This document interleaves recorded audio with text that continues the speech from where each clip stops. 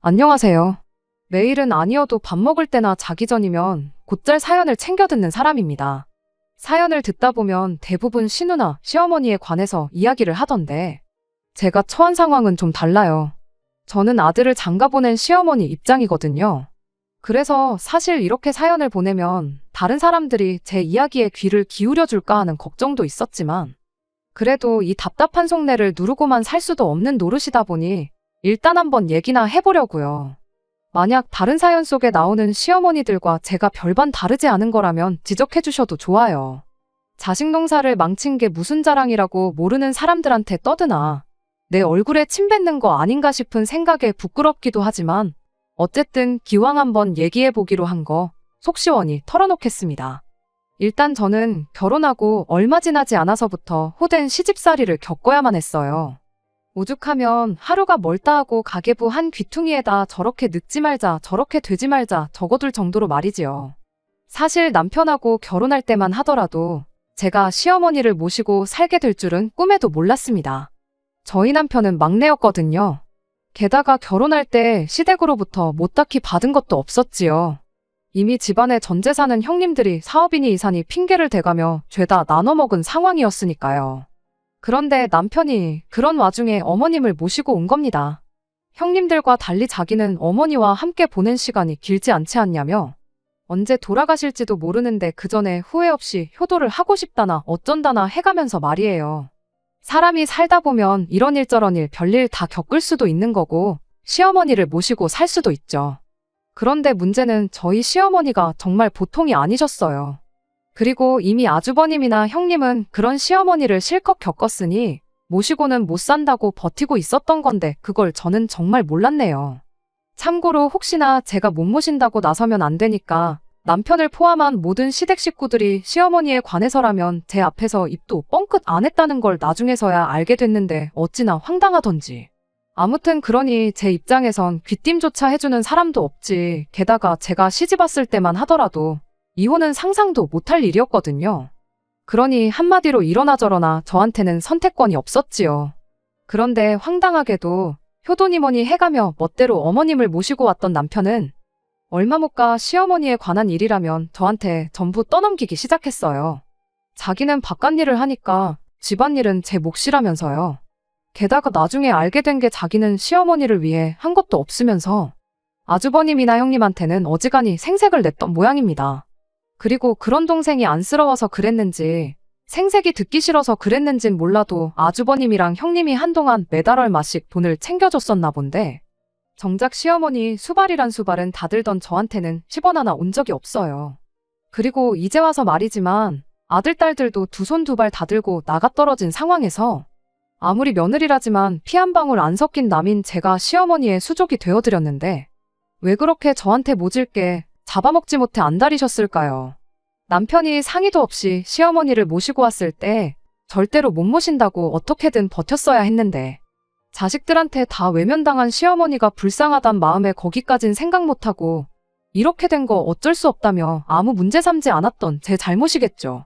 시어머니가 거동이 힘드신 분도 아니셨으니 직장을 관둬야 될 거라곤 생각도 못했어요. 그런데 동네 시장에 장을 보러 나가기만 해도 어디 가냐 언제 오냐 따지시며 여자가 밖으로 돌면 안 된다고 어찌나 사람을 달달 볶으시던지요.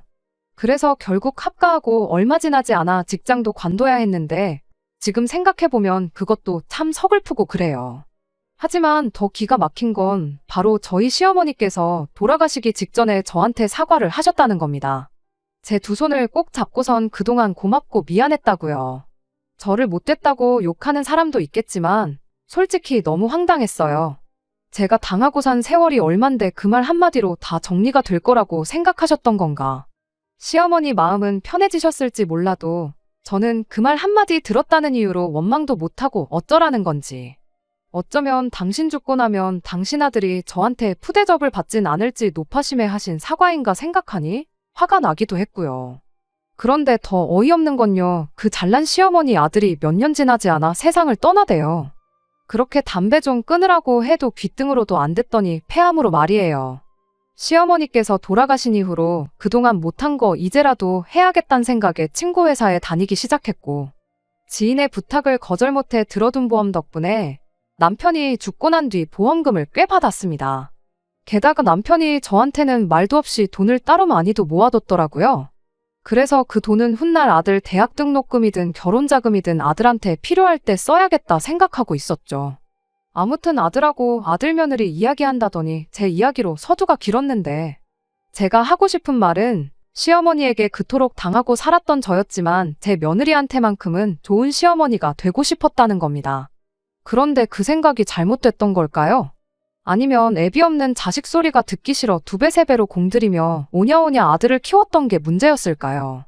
아들에 대한 제 희생과 헌신이 이런 식으로 저에게 되돌아올 줄은 꿈에도 몰랐네요. 아들이 언젠가 결혼할 여자라며 지금의 며느리를 데리고 집에 왔을 때였어요. 그런데 어찌나 애교도 많고 부침성이 좋던지 싹싹하니 마음에 쏙 들더라고요. 말이 나왔으니 말인데, 남편과 결혼했을 당시 저는 아들, 딸 하나씩 적어도 둘은 낳고 싶었습니다. 그런데 시어머니께서 아들 하나 낳았으면 됐지 뭘 또 낳냐면서 애 줄줄이 낳아봤자 남편이 고생이라고, 저야 속 편하게 집에서 애 낳아보니 뭘 알겠냐며 어찌나 반대를 하셨는지 몰라요. 그리고 그때 시어머니 말대로 저는 직장도 안 다니지, 그러니 맞설 생각은 꿈도 못 꿨죠. 게다가 언젠가 문득 시어머니 입장에서 생각해보니 당신은 자식이 여럿이었어도 모시겠다 나선 건 저희 남편 하나였잖아요. 그러니 자식이 많아봤자 소용없다는 걸 내심 깨달으시고 저한테도 하나만 낳아 잘 키우라고 하셨나 싶기도 하대요. 하지만 그 속을 누가 알겠어요. 아무튼 시어머니 말도 말이고 남편은 남편대로 저랑 상의도 없이 병원에서 소위 묻고 왔거든요. 그러니 뭐 둘째에 대한 꿈은 옛저녁에 접을 수밖에 없었지요. 그런데 아들이 너무나 살갑고 싹싹한 아가씨를 며느리감이라며 데리고 왔으니 솔직히 딸이 하나 생겼다고 느껴질 만큼 너무 좋더라고요. 게다가 이후로도 틈만 나면 저희 아들이 있건 없건 집에 찾아와서는 어머님 하며 저를 따르는 거예요. 하는 말이 결혼하고 나서도 같이 여행도 다니고 그렇게 살고 싶다. 제 음식도 너무 맛있어서 반찬 때문에라도 같이 살고 싶다 해가면서요. 그리고 저도 진심은 아닐 거란 걸 알면서도 말이라도 그렇게 해주는 그 마음씨가 참 예쁘더라고요. 물론 저는 시어머니와 같이 사는 게 어떤 건지 누구보다 잘 알았기에 진심이라고 한들 같이 살 생각은 눈꼽만치도 없었지만요. 아무튼 그럴 때마다 말이라도 고맙다. 하지만 명절 때나 한두 번 보는 걸로도 충분하니 너무 애쓰지 마라. 니들 둘이서 잘 사는 게 중요한 거니까 나는 크게 신경 쓰지 말라고 얘기했어요.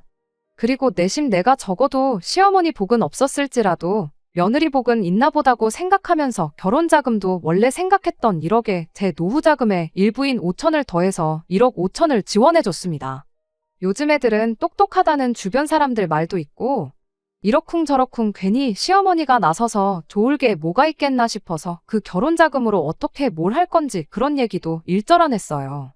주말마다 부동산에 가네 어쩌네 하길래 야무지게 알아서들 잘하고 있겠거니 싶기도 했고요. 그런데 신혼집이라고 구해온 걸 보고는 경악을 금치 못했습니다. 제가 지원해준 돈에 자기들이 모아둔 돈까지 싹싹 긁어서는 전부 보증금으로 때려박았거든요. 신축 브랜드 아파트에 반전세로 들어가 살기로 했다면서요. 그래서 월세는 얼마나 내는 거냐 물었더니 아들이 한다는 소리가 원래 200만 원이었는데 엄마 며느리가 쇼부를 잘 쳐서 180만 원으로 깎았다면서 팔불출처럼 마누라 자랑을 하는데, 아무리 내 아들이지만 속도 없구나 싶은 게 기도 안 차대요. 평생 손 한 번 댄 적 없이 애지중지 키운 아들이었지만 그때만큼은 머리통 한 대 세게 쥐어받고 싶을 정도로 어찌나 꼴보기 싫던지. 치미는 화를 꾹꾹 눌러 참으며 내가 보태준 돈에 니들 돈까지 더하면 굳이 반전세로 갈 필요는 없었을 것 같은데 왜 그런 결정을 내렸냐 물었습니다. 그랬더니 며느리가 활짝 웃으면서 저더러 뭘 몰라서 하는 소리라며 이게 더 돈을 아끼는 거라대요. 대출이자 나가는 거나 월세 내는 거나 거기서 거긴데 그럼 기왕이면 새 아파트에서 사는 게 맞는 거 아니냐면서요. 지들이 생각하기엔 뭐 그게 맞는 이유라서 그랬다지만 그래도 제 입장에선 어쨌든 월세는 그냥 버리는 돈이나 마찬가지 아닌가 싶은 게 꽤나 속이 상하더라고요. 정말이지 따져묻고 싶은 말이 한두 가지가 아니었습니다. 하지만 그 와중에도 둘이 맞벌이를 하니까 달에 180만 원 나가는 게 그렇게 큰 부담은 아니라면서 저더러 걱정 마시라. 두 눈으로 집을 직접 보시면 생각이 달라지실 거다 해가며 열심히 설명을 해대는 걸 보니 한편으론 이제 와서 따져 물어보라나 싶기도 하더라고요. 그래서 알겠다, 알아서 잘해라 하고 한마디 했는데 지들 딴에는 인정이라도 받은 듯 기뻤는지 계속해서 집이 숲세권이라서 전망도 좋고 나중에 애 태어났을 때 교육 환경도 다 생각해서 결정한 거다 떠들어대더니 마지막에 본심이 나오더라고요. 집들이를 하게 되면 직장 동료들부터 친구들까지 다 불러야 하는데 그럼 그 사람들이 자기들 어떻게 하고 사는지 다 보게 될 거 아니냐? 그런 거 생각하면 어줍잖은 빌라 같은 데 들어가서 사느니 이게 맞는 결정이었다면서요. 왜 애들이 지들 분수에도 안 맞는 아파트를 계약한 건지 알게 되니까 너무나 실망스러웠어요. 치사하게 들릴지도 모르겠지만 그런 한심한 이유 때문이었다는 걸 알고 나니 줬던 돈도 도로 빼앗고 싶더라니까요. 하지만 또 곰곰이 생각해보니 좋은 시어머니가 되겠다고 그렇게 다짐을 해놓고 벌써부터 내가 왜 이러나 싶은 게 아차 싶더라고요. 그래서 제 나름대로 그래, 나는 시어머니로서 내 할 도리는 다 했다 그거면 충분하다 생각하기로 했어요. 며느리는 물론 아들에게도 결국에는 아무 말도 하지 않았습니다. 지들이 다 계산해보고 할 수 있다는 확신이 있으니까 그렇게 정했겠거니 하고 넘어가기로 한 거지요. 결혼식도 호텔에서 멋들어지게 했어요. 얘들이 주변 사람들 신경 쓰느라 호텔을 잡았구나 싶었지만 이미 결혼에 관해선 알아서 하라고 했던지라 저도 더는 가타부타 말은 안 했고요. 그리고 돈을 많이 써서 그런가 식자체는 어쨌든 보기 좋기도 했으니 이 부분은 길게 이야기하지 않겠습니다. 결혼식 올리고 나서 얼마 지나지 않아 집들이라며 저를 부르대요. 비싼 동네에 있는 신축인 만큼 뭐 입구부터 삐까번쩍했지요. 풀옵션이라더니 인테리어도 잘 되어 있고 애들이 원하던 대로 누가 봐도 잘해놓고 사내 소리가 절로 나오겠더라고요. 집들이라고 해서 갔더니 짜장면에 탕수육 어떠냐는데 솔직히 좀 황당하긴 했어요. 하지만 집안을 보니 아직 정리도 다 안 된 것 같고 그래서 별말 없이 시켜주는 대로 먹었습니다. 정리 좀 도와주고 올까 싶었는데 막상 식사가 끝나니까 아들도 아들이지만 며느리가 전과는 달리 말수도 없고 가만히 바닥만 보고 있더라고요. 그래서 피곤할 텐데 쉬라 하곤 택시 타고 집에 왔어요.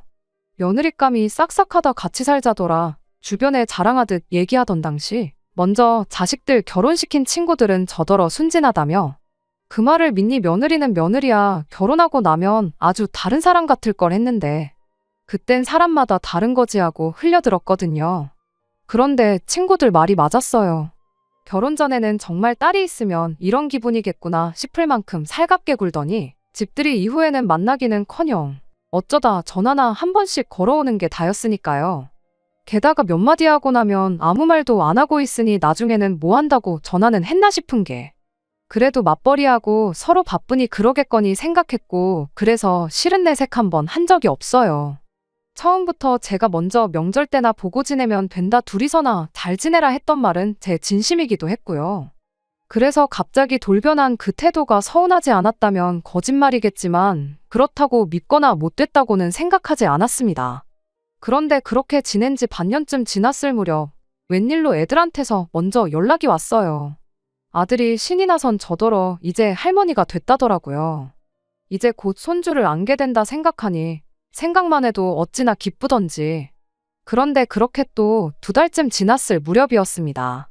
아들이 며느리가 직장을 관두기로 했다고 소식을 전하더라고요. 아주 관두고 전업주부를 하기로 했다나요. 그리고 같은 여자이자 엄마로서 며느리가 왜 그런 결정을 내렸을지 아예 이해를 못하겠는 건 아니었어요. 하지만 제가 아들의 월급을 대충은 알고 있다 보니 며느리가 관두면 생활이 제대로 될라나 하는 걱정도 되더라고요. 하지만 요즘 애들이 보통 야무진가요?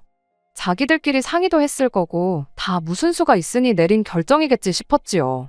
솔직히 앞으로 생활은 어떻게 할 거냐, 저축은 안 할 거냐 이것저것 따져묻고 싶은 게 한두 개가 아니었지만 그런 거 묻는 거부터가 시짜질 아니겠나 싶대요. 그래서 그냥 그러냐 하곤 말았는데 결국 얼마 지나지 않아 제 걱정이 현실이 되고야 말았습니다.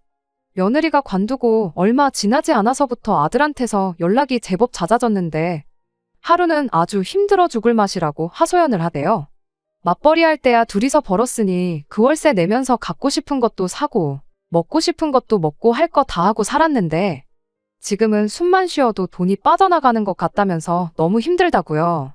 월세에 관리비까지 내고 나면 남는 건 거의 없는데 며느리는 집에서 계속 뭘 그렇게 사나른다며. 그래서 신용카드에 마통에 정신없어 죽겠다는데. 내 아들 며느리지만 이렇게 될 줄 몰랐나 싶은 게 한심하기도 하고, 한편으론 시짜지라는 시어머니라는 소리를 듣더라도 할 말은 했어야 하나 후회가 되기도 하고. 하지만 이미 벌어진 일을 후회해서 뭐 하겠어요.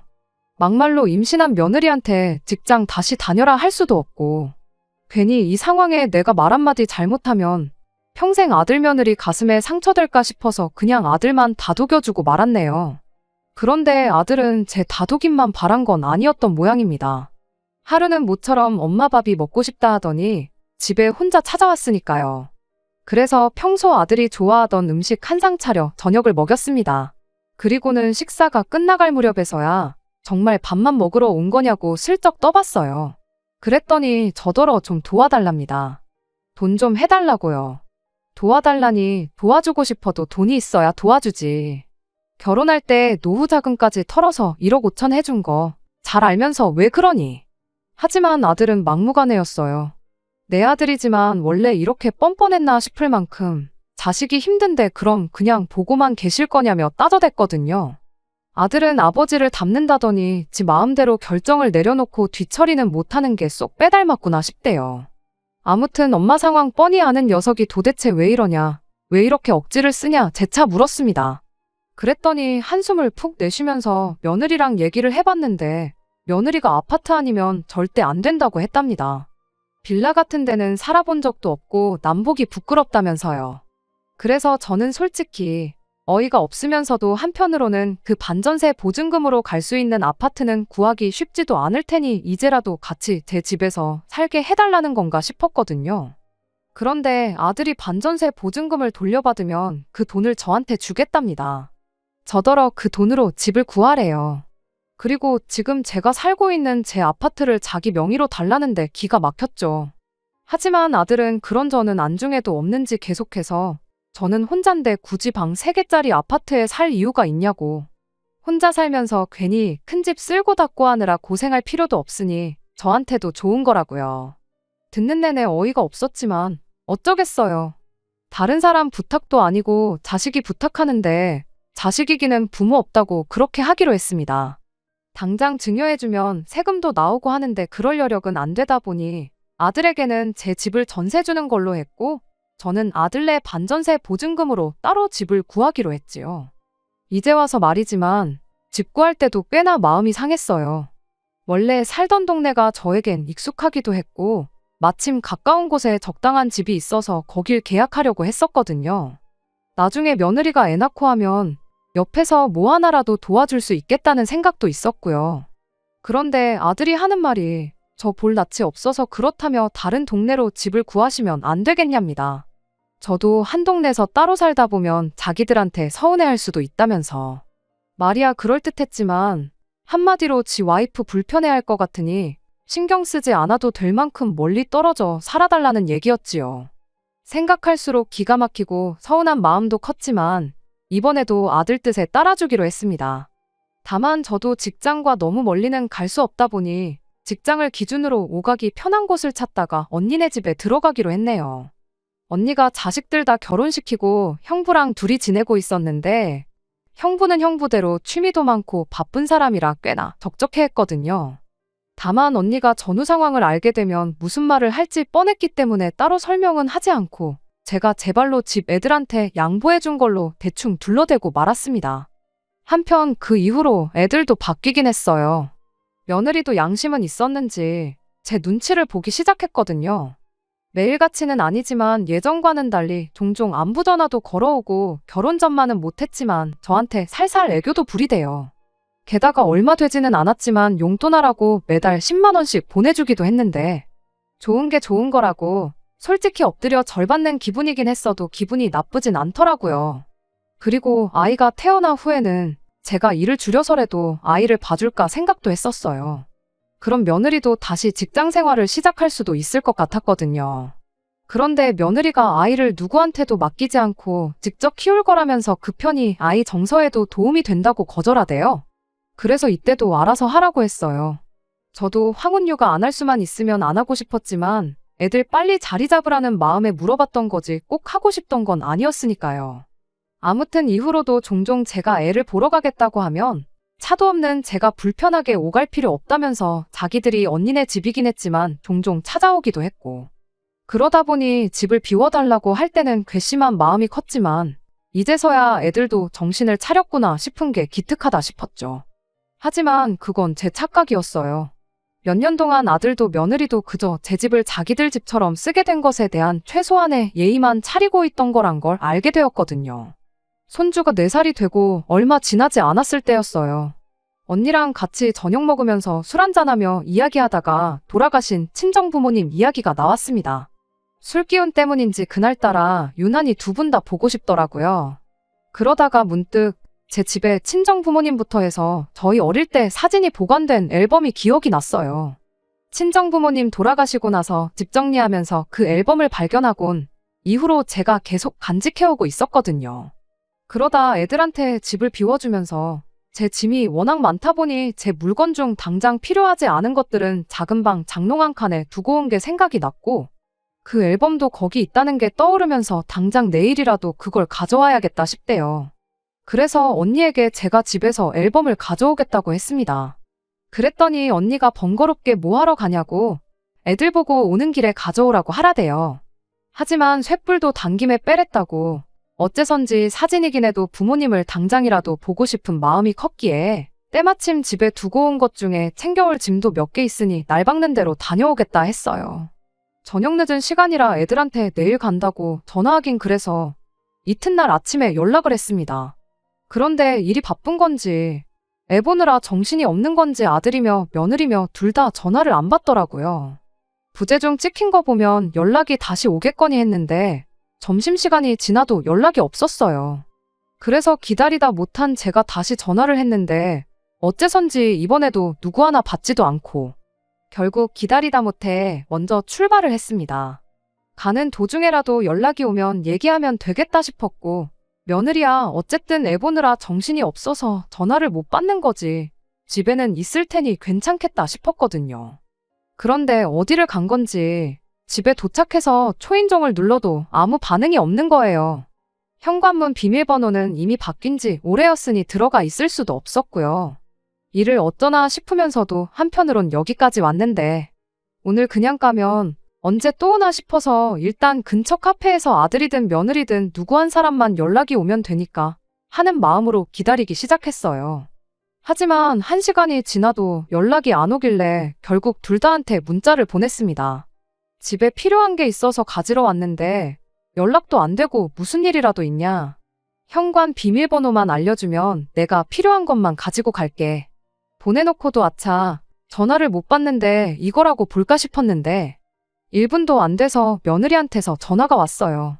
퉁명스러운 목소리로 저더러 어디시냐 묻더니 자기가 온다고 조금만 기다리라면서요. 그래서 비밀번호만 알려주면 된다.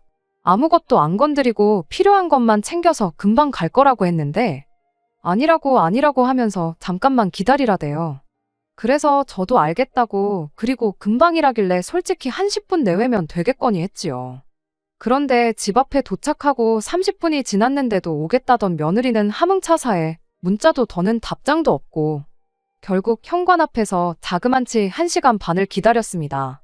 그리고 이때는 저도 감정이 상할 대로 상한 상황이었어요. 막말로 제 집인데 들어가서 제 물건도 못 가지고 나오는 것도 기가 막혔고, 이렇게 오래 걸릴 것 같으면 처음부터 비밀번호를 알려주는 게 맞는 거 아닌가 싶었으니까요. 하지만 더 기가 막힌 건 며느리가 보인 태도였습니다. 제가 아침부터 연락했는데 어째서 보지도 않고 연락도 없었냐니까. 자기가 뭐 핸드폰만 보고 사는 사람이냐면서 다음부터는 이렇게 무턱대고 찾아오시면 안 된다는 소리나 해댔거든요. 어이도 없고 뻔뻔한 며느리의 태도에 더는 말도 섞기 싫더군요. 그래서 저도 대꾸도 안 하고 애는 어딨냐고 저 궁금한 것만 물었지요. 그랬더니 며느리가 애는 어린이집에 있을 시간이래요. 애는 혼자 힘으로 키운다더니 벌써부터 어린이집에 보내냐고 물으려다가 그러냐 하고는 그냥 말을 말았어요. 그리고는 집안을 둘러보는데 새삼 이게 얼마만인가 싶은 게 헛웃음이 나대요. 아무튼 제 짐이 보관되어 있는 방에 들어가서 이것저것 꺼내면서 필요한 것들 챙기고 있는데 며느리가 문에 어깨를 딱 기대서는 저를 지켜보고 있더라고요. 막말로 장롱에 제가 두고 온 짐을 제외하고는 죄다 하나같이 괜찮은 것도 없더만 그걸 제가 가져갈까봐 감시라도 하는 건가 싶은 게 점점 다시 우라가 치밀대요. 제가 무슨 도둑도 아니고 제 집에 제 물건 좀 가지러 온 건데 이렇게 눈치까지 봐야 하나 생각하니 지난 몇 년간 참았는데 좋은 시어머니 노릇도 어느 정도 것이어야지 더는 못 참겠다 싶었죠. 그래서 제 짐 챙기다 말고 며느리 데려앉혀다 놓고 한마디 했어요. 신혼집부터 시작해서 니들 불편하다길래 평생 살아온 동네도 떠나주고 한 번도 내가 내 집이라고 연락 없이 찾아온 적이나 있었냐고. 그런데 너는 나를 이렇게 대할 수가 있느냐고요. 그랬더니 눈을 땡그랗게 뜨고는 제가 하는 말 한마디 한마디에 아주 맹랑하게 말대답을 하대요. 그러면서 누가 들으면 제가 얼마나 대단한 걸 해준 줄 오해하겠다면서 다른 것도 아니고 집을 걸고 넘어지는 거예요. 다른 집 부모들 보면 자식 결혼시키면서 집 한 채 턱턱 해주고 그러던데 어머님은 집을 준 것도 아니시지 않냐면서 저도 자기들 돈 받아다가 전세로 살고 있으니 자기들도 할 말이 없는 건 아니라나요. 그러면서 집이 전세라서 자기가 얼마나 쪽팔린 줄 아느냐고 이런 후진 동네에서도 애 유치원에서 엄마들끼리 집이 전세인지 자가인지를 두고는 편을 가른다면서 뉴스도 안 봤냐대요. 요즘 애들이 어떤 애들인데 나중에 학교 들어가서 우리 애가 다른 집 애들한테 전세 거지라고 놀림당할 거 생각하면 자기도 저한테 좋은 소리 안 나온답니다. 그러면서 그러니까 생색 좀 그만 내시라는데 정말 숨이 다 안 쉬어지는 기분이었어요. 저는 제 나름대로 해줄 수 있는 최대한을 해줬다고 생각했는데 애들한테는 아니었나 봅니다. 그리고 한편으론 내 며느리한테는 좋은 시어머니가 되겠다던 내 다짐은 둘째쳐도 내가 내 아들보다 어린 며느리랑 말싸움이나 하고 앉아있는 현실이 기도 안 찼고요. 아무튼 더 있다가는 며느리랑 서로 정말 못 볼 꼴 보겠구나 싶기도 했고 그래도 어른인 제가 참아야겠다는 생각에 그냥 앨범에 필요한 것만 챙겨서 나가려고 했어요. 그런데 그 생각을 하기가 무섭게 현관문 비밀번호 눌리는 소리가 삑삑 나더라고요. 아들인가 싶었지만 아들 퇴근하기까지는 시간이 이르다 싶었는데 누가 문을 열고 들어오나 했더니 안사돈이었어요. 그깟 비밀번호를 안 알려주는 바람에 2시간 넘게 밖을 서성였던 게 떠오르면서 동시에 정작 안사돈은 제 집을 마치 자기 집처럼 드나들었다 생각하니 좋은 시어머니 노릇도 여기서 끝이라는 생각밖에 들지 않았습니다. 차라도 한잔 하고 가시라는 안사돈을 뿌리치고 제 물건만 정신없이 챙겨서 집을 나섰어요. 그랬더니 그제서야 불과 몇 분 전까지 아주 지 잘났다고 떠들어대던 며느리가 맨발로 쫓아나오면서 그렇게 가시면 어쩌냐고 상황을 설명해주겠다며 저를 잡대요. 됐다고 설명이고 뭐고 다 필요 없다 했습니다. 그리곤 엘리베이터에 올라타 매몰차게 닫힘을 누르니 자기도 맨발로 저를 쫓아오는 건 안 되겠나 싶었는지 더 이상 쫓아오지 않더라고요. 그리고 그때부터 집에 가는 내내 아들 며느리한테 번갈아 가면서 전화가 왔어요. 당연히 저는 받지 않았지요. 그랬더니 똥줄이 탔는지 저녁엔 언니네까지 찾아왔는데 언니도 이 상황을 듣고는 괘씸하다며 저 대신 애들을 문전박대 해줬습니다. 그리고 혼자서 한 일주일 정도 고민하다가 아들에게 연락을 해서는 1억 5천 중 네 결혼자금이다 생각했던 1억은 줄 테니 집을 비우라고 했어요. 아들이 그러면 자기들은 어떡하냐고 사정을 했다가 화도 냈다가 난리더니 급기야는 며느리도 옆에 있었는지 지가 전화를 받아서는 제발 한 번만 용서해 달라대요. 비밀번호도 알려주겠다면서 말이지요. 아직도 뭐가 문젠지를 모르는구나 싶은 게 어이도 없고 한편으론 어쨌든 거의 5년 가까이 그 집을 차지하고 살았으니 돈은 좀 모았겠거니 하는 생각도 있었어요. 그래서 이제 똑똑한 니들이 알아서 살 길 찾으라고 했습니다. 나는 능력이 안 돼서 여기까지가 한계라고요. 그랬더니 이번엔 다시 아들이 저더러 진심이냐면서 이렇게 아들 며느리랑 연 끊겨도 상관없냐고 협박을 하대요. 손주를 생각해서라도 저더러 이렇게 막무가내로 행동하지 말라면서요. 그래서 저도 네 마음대로 하라고 했습니다. 나도 이제 아쉬울 거 없다고. 나는 너한테 할 만큼 했으니 후회 없다고요. 그러면서 내가 네 할머니랑 아버지 때문에 얼마나 고생을 하고 살았는지 알면서 그럴 수가 있냐니까 아들도 더는 아무 말도 안 하대요. 결국 2달 지나서 애들은 집 싹 비워주고 나갔어요. 1억으로 어디를 가서 어떻게 사냐고 며느리가 아들더러 이번 일 해결 못하면 이혼이네 어쩌네 그런 소리도 했나 보던데 결국 동네 변두리 빌라로 이사를 한 모양이 돼요. 며느리 쪽에서는 자식들 살라고 집까지 비워주지는 않았나 보더라고요. 그 뒤로 애들한테 따로 연락 온 적은 한 번도 없습니다. 연 끊고 살게 될 수도 있다더니 진짜 그럴 생각인가 봐요. 손주 못 보고 지내는 게 아쉽기는 하지만 저도 좋은 시어머니 노릇은 여기까지만 하려고 합니다. 결국 며느리한테 저는 제가 저희 시어머니한테 느꼈던 감정보다 더 최악의 시어머니로 기억되겠지요. 그래도 상관없습니다. 세상 누가 물어봐도 저는 최선을 다했다고 말할 수 있거든요. 한편 다른 건 몰라도 하나만 낳아서 잘 키우라는 소리에 둘째 안 가진 게 참 후회가 되네요. 자식이 하나라도 더 있었으면 이럴 때 얼마나 든든하고 위로가 됐을까 싶어서요. 누구보다 따뜻한 시어머니가 되고 싶었는데 씁쓸합니다. 끝까지 들어주셔서 감사합니다. 오늘의 사연은 여기까지입니다. 구독과 좋아요, 알람 설정 부탁드리고 더 좋은 사연으로 다시 찾아뵙겠습니다. 감사합니다.